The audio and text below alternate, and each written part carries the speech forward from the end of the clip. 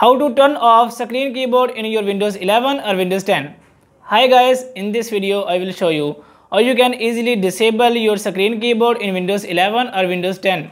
So without wasting your time, let's get started. So to turn off on-screen keyboard in Windows 11, you can see I have enabled on-screen keyboard and I have to just click on this Windows icon.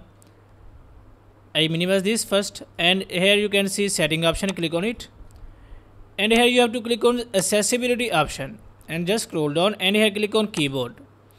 And here you can see I have enabled on screen keyboard. Now if and you can see here this is the on screen keyboard. But if I want to turn this keyboard off, I will just disable this option and you can see the on screen keyboard is turned off. So guys, in this way you can easily turn off on screen keyboard in your Windows 11 or Windows 10. If this video is helpful for you, please like the video and subscribe to our channel. Thanks for watching.